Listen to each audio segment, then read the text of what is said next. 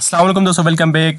आज का जो हमारा टॉपिक होगा फॉर्म्स एंड एट्रीब्यूट। ठीक है, फॉर्म्स के मुख्तलिफ एट्रीब्यूट्स के बारे में पढ़ेंगे इंशाल्लाह in this class we will cover almost 12 most important attributes of form. ठीक है, हम अगर हमारी क्लास के एंड तक तकरीबन 12 एट्रीब्यूट सीखेंगे फॉर्म्स के बारे में। ठीक है, और ये काफ़ी इंतहाई अहम एट्रीब्यूट्स हैं जो बैकएंड के लिए, और आप एज अ बिगिनर, आप अगर बिगिनिंग डेवलपर हो तो फ्रंट एंड डेवलपमेंट में भी काफ़ी जगहों पर इसका आपको अपने फॉर्म को अट्रैक्टिव बनाने के लिए इस्तेमाल करते हो। ठीक है, आपने मुख्तलिफ साइट्स पर मुख्तलिफ फॉर्म्स ने आप देखे होंगे। ठीक है, जहाँ पर मुख्तलिफ फॉर्म्स को देख के आप हैरान हो गए होंगे कि इस तरह की कोडिंग, इस तरह की प्रोग्रामिंग कैसे की जाती है। ठीक है, इस तरह की जादू कैसे की जाती है। तो आज की इस क्लास में हम वो जादू दिखाएंगे, वो जादू करना सिखाएंगे आपको। ठीक है, तो उसके लिए आपने रहना है हमारी क्लास के एंड तक, ताकि आप भी सीख जाए वो जादू और आपको कभी भी फॉर्म्स के एट्रीब्यूट्स के हवाले, फॉर्म के हवाले से कोई परेशानी, कोई दिक्कत ना आए। तो स्टार्ट करते हैं आज के टॉपिक। ठीक है, तो सबसे पहले आपने मैंने पिछली क्लास में फॉर्म्स के इनपुट्स के बारे में एक वीडियो अपलोड की है। अगर आपने वो नहीं देखी तो सबसे पहले इनपुट्स के बारे में जान लीजिए। ठीक है, उसके बाद इस क्लास की तरफ आना है। और सबसे पहले आपने क्या लेना है कि इनपुट टाइप लेना है। मैंने लिया टेक्स्ट के बाद सबसे पहला एट्रीब्यूट होगा हमारा, जो होगा वो होगा वैल्यू। ठीक, वैल्यू। ठीक है, वैल्यू का क्या काम होता है आपके फॉर्म के अंदर। ठीक है, वैल्यू का काम, ठीक है, फॉर एग्जांपल मैं यहाँ पर एक इनपुट लेता हूँ, उसके लिए वैल्यू पास करता हूँ अली। ठीक है, अली इसको वैल्यू पास कर रहा हूँ। तो अक्सर ये बैकएंड के जगहों पर इस्तेमाल किया जाता है। ठीक है, या जब आप अपने फॉर्म को एडिट करवाना चाहते हो, ठीक है, उस वक्त आप इसका इस्तेमाल करते हो। ठीक है, फॉर एग्जाम्पल इसको मैं यहाँ पर सेव करके इसको आपको रिफ्रेश करके दिखाता हूँ तो आपको यहाँ पे नज़र आएगा। ठीक है, आपके फॉर्म, आपका जो बॉक्स पहले से फिल हुआ होगा। ठीक है, अली के नाम से पहले से फिल होगा। ठीक है, देखिए मैंने जो वैल्यू पास की थी यहाँ पर पहले से फिल है। ठीक है, तो आमतौर पर हम इसको एडिट वगैरह, जब हम पहले से हमारा डेटा पास हुआ होता है फॉर्म के अंदर, ठीक है, डेटाबेस के अंदर, फिर हम उसको क्या कहते हैं, एडिट करने के लिए हम एडिट करने के ऑप्शन देते हैं। तो ये वो वैल्यू क्या होती है, पहले से फिल होती है। अगर आप चेंज करना चाहते हो तो यहाँ से चेंज कर सकते हो। ठीक है, लेकिन वो वैल्यू पहले से पास की जाती है। ठीक है, तो पास की जाती है। फॉर एग्जाम्पल अगर मैं आपको यहाँ पे एक एग्जांपल दिखाऊं, ठीक है, ये एक टेबल है। ठीक है, टेबल के अंदर ये डेटा पहले से फिल है। ठीक है, अगर मैं यहाँ पे सेक्शन पे जाके इस कॉलम को, ठीक है, एडिट करना चाहूँ तो ये पूरा डेटा मेरे पास एक फॉर्म ओपन होगा। ठीक है, उसके अंदर ये पूरा डेटा फिल होगा। और अगर मैं यहाँ से जाके चेंज करना चाहूँ तो उस फॉर्म में जाके चेंज करता हूँ। देखो ये पूरा डेटा, पैकेज, टाइटल, मेरे पास एक ऑप्शन आ गया। ठीक है, लेकिन फॉर्म पहले से फुल है। वहाँ से क्या किया, उस वैल्यू के अंदर, ठीक है, उस जो हमने वैल्यू एट्रीब्यूट के अंदर इनकी वैल्यू यहाँ पे क्या की, इको करवाएगी, मतलब पास करवाई गई। अभी थोड़ा कंफ्यूजन है। ठीक है, आप क्योंकि आप बैकएंड नहीं सीखे हो तो बस आपने समझना है। ठीक है, एडिट करने के लिए आप इसको इस एट्रीब्यूट का इस्तेमाल कर सकते हो। ठीक है, तो यहाँ पे आके इसको मैं रिफ्रेश कर वापस इसको सबमिट करता हूँ। ठीक है, सेव करके रखता हूँ और यहाँ पे फिर आते हैं हम अपने पेज पर।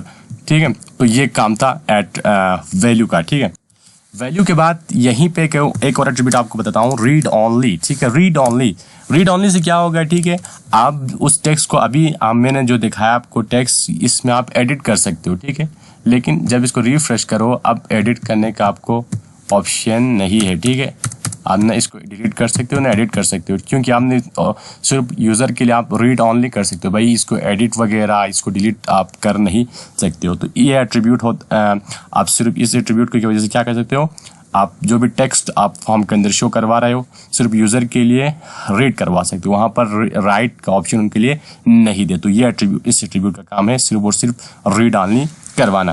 ठीक है, तो जो अगला जो एट्रीब्यूट होगा हमारा, इसी टेक्स्ट एट्रीब्यूट में अक्सर इस्तेमाल होता है। ठीक है, ये तमाम चीज़ें, ठीक है, जो टेक्स्ट एट्रीब्यूट की मैं बात कर रहा हूँ, तो ये ईमेल भी इस्तेमाल होगा। ठीक है, आपके जो टेक्स्ट एट्रीब्यूट, ईमेल, बाकी जो कुछ एट्रीब्यूट्स के अंदर मैं इसको हाईलाइट कर लूँगा। ठीक है, जिन पर इसको इस्तेमाल नहीं किया जा सकता है। तो उसमें एक और चीज़ है डिसेबल। ठीक है, डिसेबल से क्या होगा आप देखते हैं। ठीक है, डिसेबल दिया हमारा तीसरा एट्रीब्यूट है फॉर्म का। ठीक है, डिसेबल से ये मुकम्मल तौर पर आपकी जो बॉक्स हो गई डिसेबल हो गई। ठीक है, डिसेबल हो गई। ठीक है, यहाँ पर आप देखिए ये मुकम्मल तौर पर डिसेबल है ना, आप इस पे राइट कर सकते हो, कुछ भी नहीं कर। ठीक है, डिसेबल है।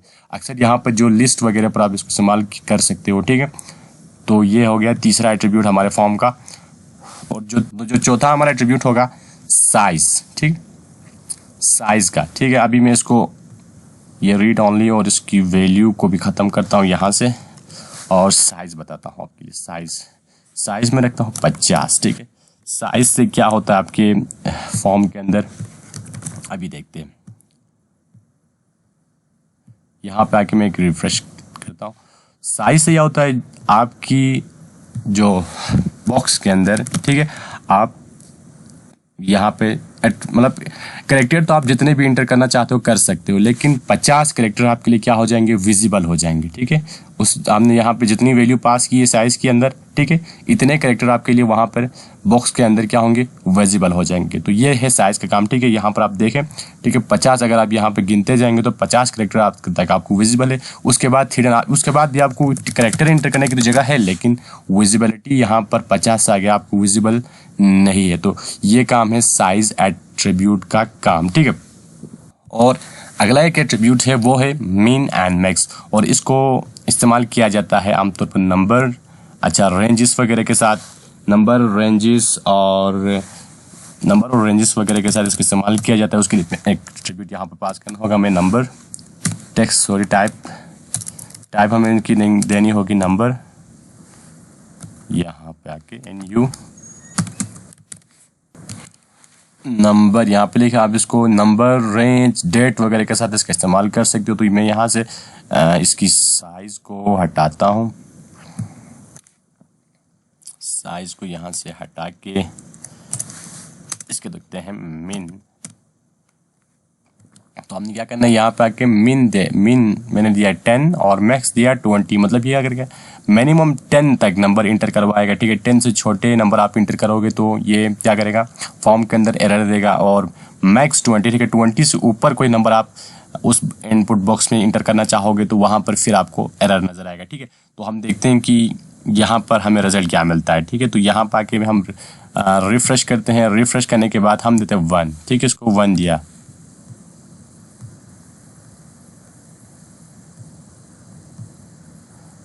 अभी एक सबसे पहले हमें यहाँ पे एक फॉर्म भी बटन भी लेना होगा, क्योंकि जब तक सबमिट का कोई ऑप्शन ना हो हमें पता नहीं चलेगा कि ये एक्सेप्ट कर रहा है या नहीं कर रहा है। तो इसके लिए हमें क्या करना है, इनपुट टाइप बटन सबमिट,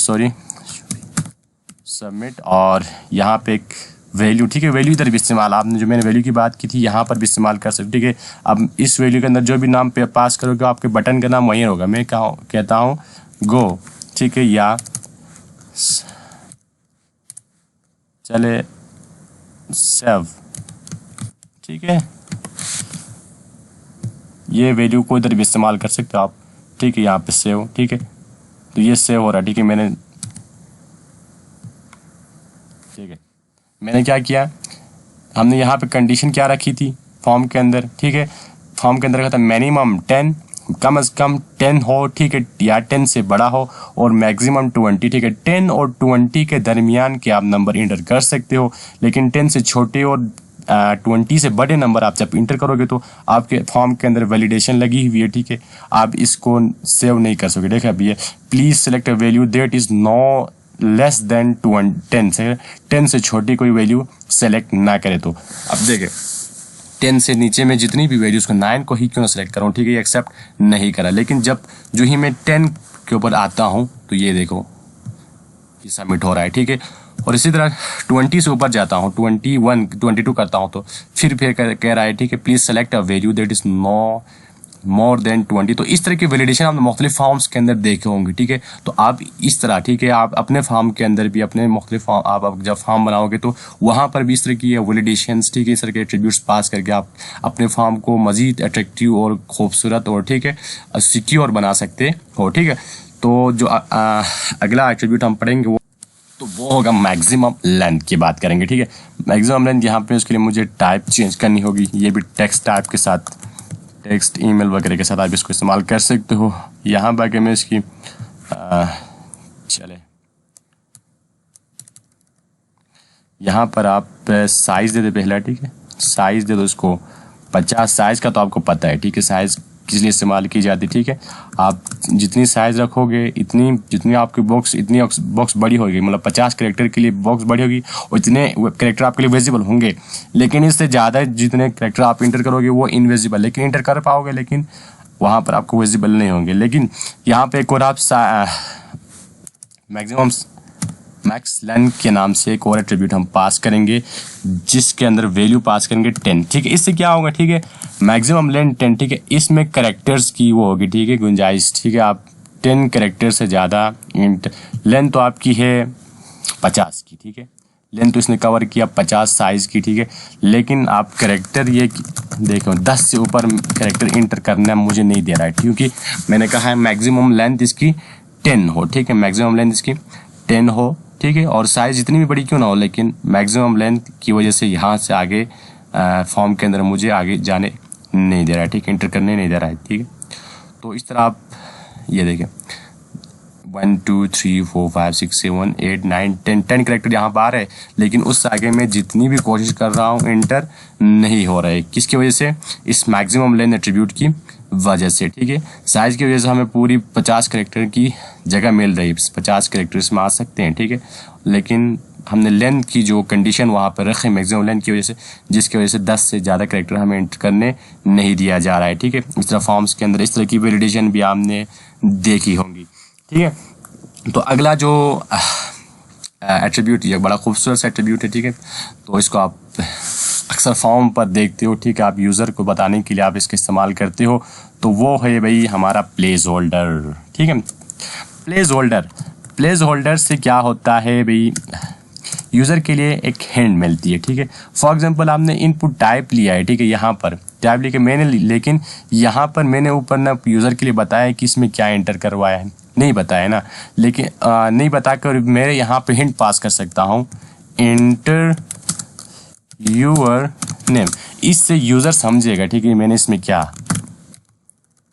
पास करना। अक्सर फॉर्म में आपने देखा होगा। ठीक है, अक्सर फॉर्म में इसको आपने देखा होगा, लेकिन अगर आप गौर करें तो वहाँ पर आपको मुख्तलिफ फॉर्म्स में ये नज़र आएगा। ठीक है, इसको मैं पहले हटाता हूँ, शायद इधर मैंने सेव नहीं किए। देखें यहाँ पे देखें अंदर एक प्लेस होल्डर खुद ब खुद मैंने वहाँ पे पास किया था। ठीक है, वो अब कोई भी यूज़र आए इसको पता चलता है। ठीक है, इसमें मैंने क्या एंटर करा, हालांकि मैंने ऊपर कुछ भी मैसेज पास नहीं किया है, नहीं दिया है। ठीक है, उसके अंदर प्लेस होल्डर मैंने पास किया है, जिसकी वजह से आप यूज़र को पता चलेगा कि इसमें यार नाम एंटर करवाना है।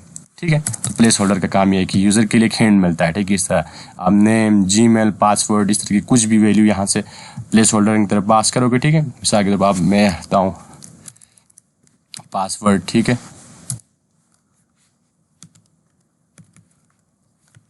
पासवर्ड, तो अब वहाँ पर इसकी जगह पे पासवर्ड लिख के आएगा। ठीक है, जो भी वैल्यू आप वहाँ से पास करोगे। ठीक है, पासवर्ड, अब यूज़र समझेगा कि शायद यहाँ पर पासवर्ड इंटर करवाना है, तो पासवर्ड इंटर करेगा। ठीक है, तो यूज़र की हिंट्स के लिए हम इस तरह के फॉर्म्स के अंदर इस तरह की चीज़ें लिखते हैं। ठीक है, रखते हैं। और जो अगला एट्रीब्यूट हमारा वो होगा सर हमारा स्टेप। ठीक है, स्टेप ये भी तकरीबन नंबर और रेंजेस के अंदर इस्तेमाल किया जाता है, तो उसके लिए मुझे ये यहाँ से इस टेक्स्ट टाइप को मुझे हटाना होगा, इसको मुझे करना होगा नंबर, सॉरी यहाँ पर आके नंबर। ठीक है, नंबर करके ये प्लेस होल्डर को भी हटाइए। ठीक है, नंबर। अब नंबर करने के बाद मैं पहले सबसे पहले आपको यहाँ पर इसको समझाने के लिए यहाँ पे जाना होगा एक दफ़ा। ठीक है, नंबर। अब देखें, अब इसको 1 कर दिख रखा है, 1 2 3 4 5, मतलब जो ही मैं इसको इंक्रीज कर रहा हूँ एक एक इंक्रीज होता जा रहा है। देखिए स्टेप बाय स्टेप, ये एक स्टेप है। ठीक है, तो आप स्टेप के ज़रिए इनको कंट्रोल कर सकते हो। ठीक है, आप इनको एक एक स्टेप बढ़ाना चाहते हो, 2 स्टेप बढ़ाना चाहते हो, इवन स्टेप में लेके जाना चाहते हो, ऑड स्टेप में लेकर जाना चाहते हो। ठीक है, तो आप उनको फॉर्म के मतलब एट्रीब्यूट पास करके इनको कंट्रोल कर सकते हो। अब बाय डिफ़ॉल्ट यहाँ पे एक एक स्टेप बढ़ रही है। ठीक है, आप चाहते हो यार यहाँ पे एक से स्टार्ट हो, डायरेक्ट 3 पे जंप करें, फिर 5 पे जाए, फिर 7। ठीक है, इस तरह हो जाए तो आप यहाँ से कर सकते हो। ठीक है, उसके लिए आपने क्या करना है, वैल्यू सबसे पहले पास करनी है। ठीक है, वैल्यू पास करके आपने वैल्यू दिया सर 1। ठीक है, 1 से ये स्टार्ट हो और स्टेप कितने बड़े, स्टेप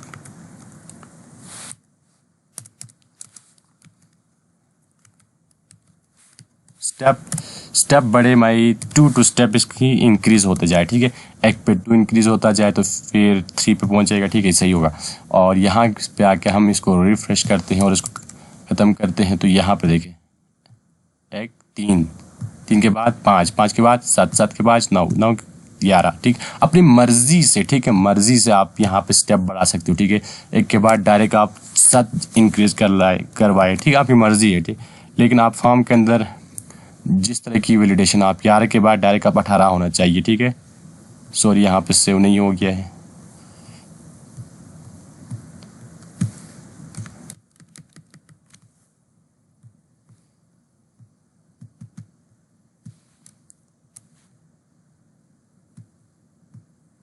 देखिए 1 के बाद 8 8 के बाद 15 15 के बाद 22 22 के बाद 29, ठीक है। 7 7 का स्टेप यहाँ पे जंप कर रहा है, ठीक है। तो ये काम है स्टेप एट्रीब्यूट का, ठीक है। स्टेप एट्रीब्यूट के जरिए आप इस तरह नंबर्स वगैरह के अंदर, नंबर टाइप के इनपुट्स के अंदर इस तरह की वैलिडेशन या एट्रीब्यूट पास करवा सकते हो, ठीक है।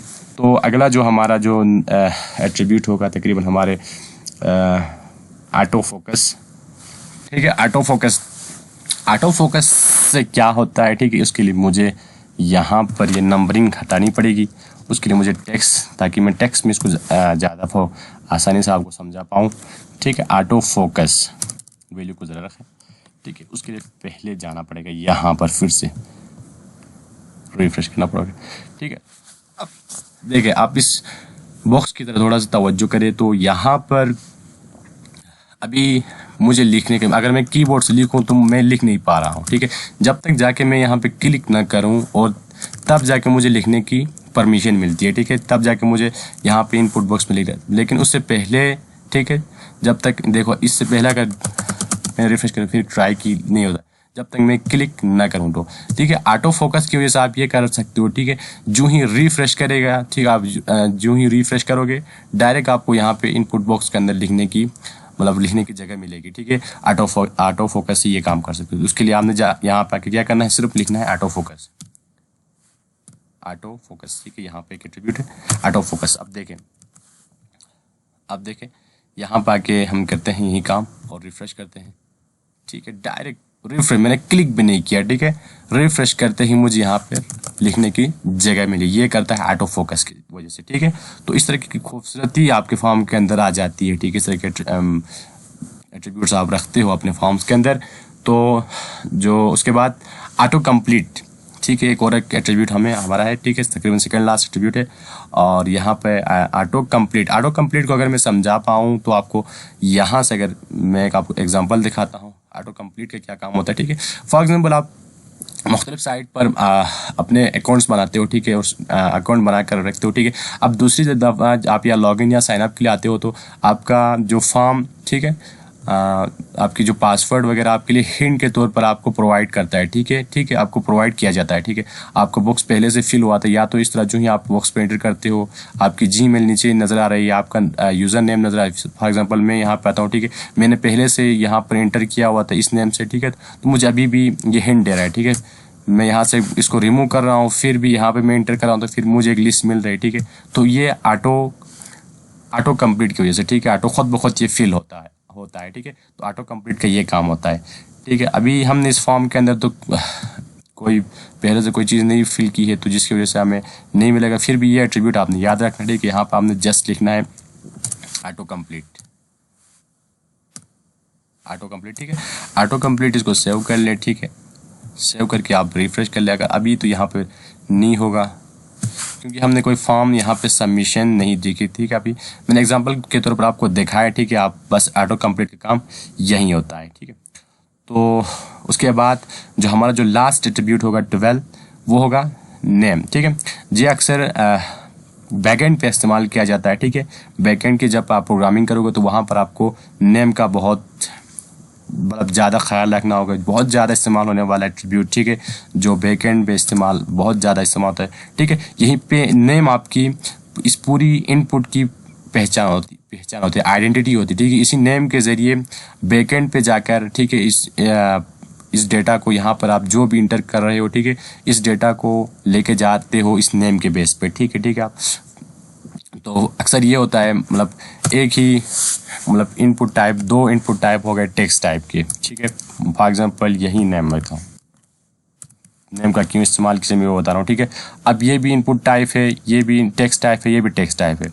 अब टेबल के अंदर, अच्छा डेटाबेस में हम सेव करना है दोनों को, ठीक है। अब किसको क्या पता चलेगा, ठीक है, ये कौन सा मतलब किस बॉक्स में आपने क्या चीज़ इनपुट की है, ठीक है। फॉर एग्जांपल ये फर्स्ट नेम है, ये लास्ट नेम, उसके लिए आप यहाँ पे नेम के अंदर डिस्ट्रीब्यूट करते हो, मतलब डिफरेंस बताते हो, ठीक है। ये फर्स्ट नेम, ठीक है, और नेम की इस दूसरे में कहोगे लास्ट नेम, ठीक है। अब इजीली आप क्या कर सकते हो, वहाँ पर टेबल के अंदर मतलब रो सेट कर सकते हो, वहाँ पर फर्स्ट नेम की जगह फर्स्ट नेम आके जाएगा, ठीक है, लास्ट के नाम की जगह पे लास्ट। तो ये बैकएंड में ज़्यादा इस्तेमाल होता है, वहाँ पर भी आप एक्सप्लेन के साथ पढ़ लोगे, ठीक है। तो ये थे फॉर्म्स के 12 एट्रीब्यूट्स, ठीक है। उम्मीद करता हूँ आपको समझ में आ गया होगा, ठीक है। अगर यहाँ तक कोई भी सवाल, कोई भी कन्फ्यूजन बनता है तो आप कमेंट सेक्शन में पूछ सकते हैं, ठीक है। अगर यहाँ तक कोई क्वेश्चन नहीं है तो मुझे इजाज़त दीजिए, कल मिलेंगे एक नए वीडियो के साथ, तब तक के लिए इजाज़त दीजिए, अल्लाह हाफिज़।